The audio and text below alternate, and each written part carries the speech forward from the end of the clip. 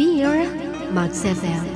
Dear Max FM with DJ Chili.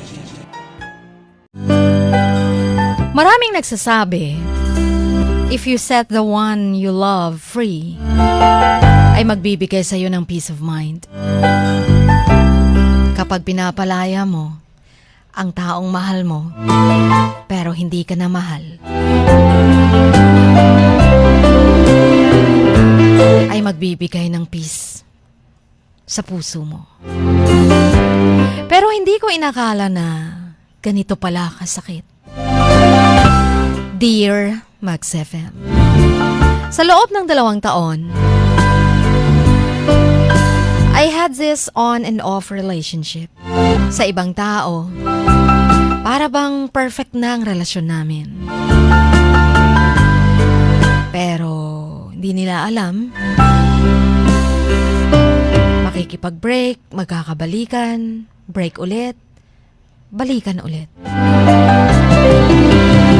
Yung first time na nakipaghiwalay sa akin ng boyfriend ko, naitago na lang natin sa pangalang Yodge. Sabi niya, kailangan niya ng oras para asikasuhin pa ang ibang mga bagay. Kasama na sa school, dahil graduating siya noon, at sa bahay nila. So sinubukan kong intindihin siya dahil ako din naman may mga matters na dapat na gagawin at aasikasuhin. I tried as much as I could to understand him. 2 months after nag-break kami, nung nag-start naman akong makipag-date sa ibang mga lalaki, nag-entertain ng ibang mga manliligaw, bigla siyang humingi ng reconciliation.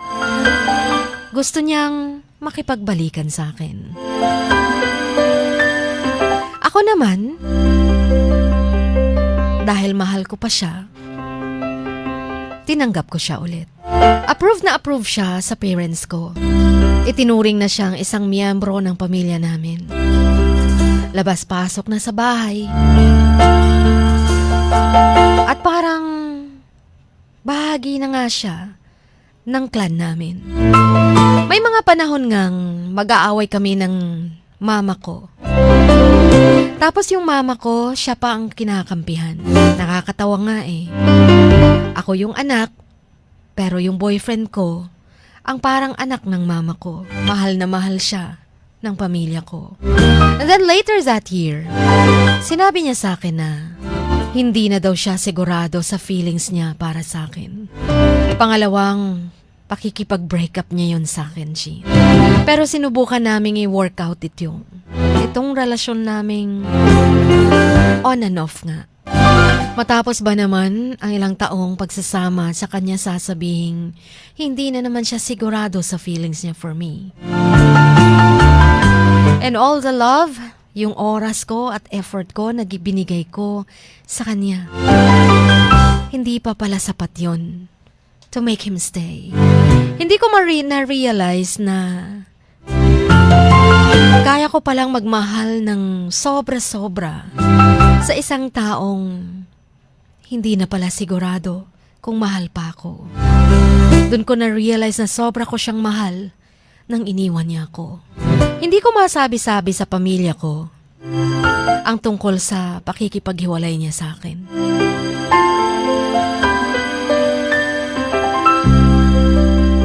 Pero sabi naman ni Yodge, wag ko na daw munang isara ang puso ko sa kanya. Baka anytime babalik siya. So ako namang tanga, naniwala, sumunod din. Sabi niya, pagkatapos ng taong yon, kapag hindi pa siya magkakaroon ng girlfriend, ibig daw sabihin, mahal na mahal niya pa ako. Mahal na talaga niya ako. Nasa isip ko, ang tanga-tanga ko naman. Kung hihintayin ko pa siya. What if kung mag-girlfriend siya? Eh di umasa akong tanga. My mind tells me to let go of him. Pero ang sabi ng puso ko, manatili ka muna dyan at maghintay ka. Naintindihan ko, Chi, nung first time na nakipag-break up sa akin, pagkakamali lang yun.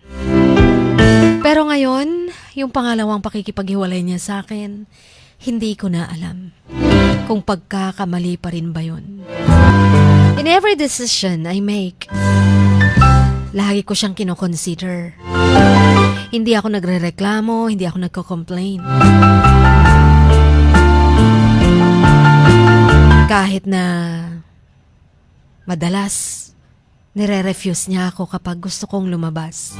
I never said anything nung sinabi niya sa akin na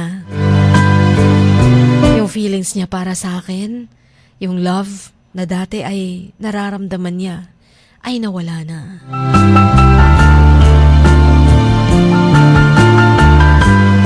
Ang sabi niya, yung friendship daw namin na meron kami, ayun yung totoo na ayaw niyang mawala. Hindi niya daw kayang mawala. Sabi niya pa, natatakot siya na darating yung time na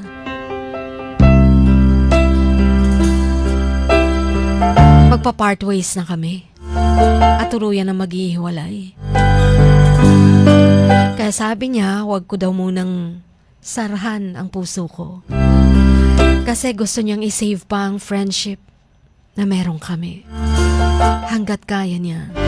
Chin! Gusto kong mag-abroad. Hinahanda ko ng mga papers ko. Pero hanggang ngayon, hindi pa rin ako sigurado sa lahat ng mga pangarap ko sa buhay.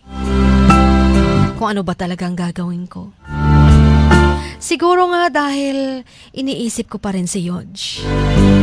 Dahil gusto ko pa rin kasama siya lagi. Gusto ko pa rin kasama siya sa mga pangarap ko. Naisip ko paano kung makapagdesisyon si Yodge na balikan ako, tapos nasa abroad na pala ako. Pero what if kung mananatili ako dito sa Pinas, then marirealize ko lang pala na I'm waiting for nothing. Wala na pala akong Yodge na babalikan. Madaming what if.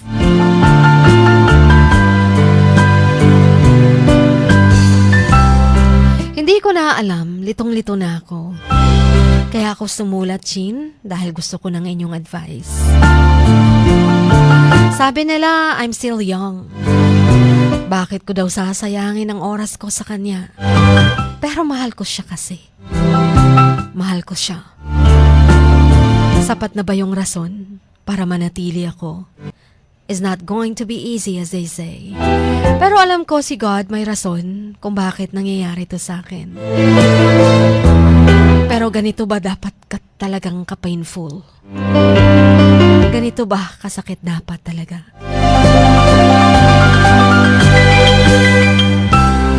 Lagi kong naaalala, sinasabi ng karamihan, letting the person know how you feel.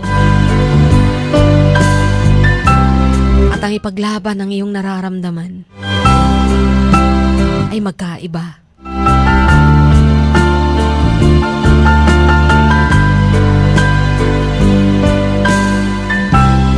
Basta ang alam ko lang, gusto kong malaman ni Yodge na hanggang ngayon ay mahal na mahal ko pa rin siya. Pero dapat pa ba akong magantay? O dahil alam kong true love ko siya, kaya dapat ko siyang hintayin? I hope you could enlighten us both. Hanggang dito na lamang.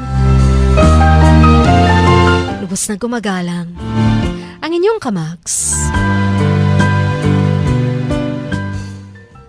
Famia.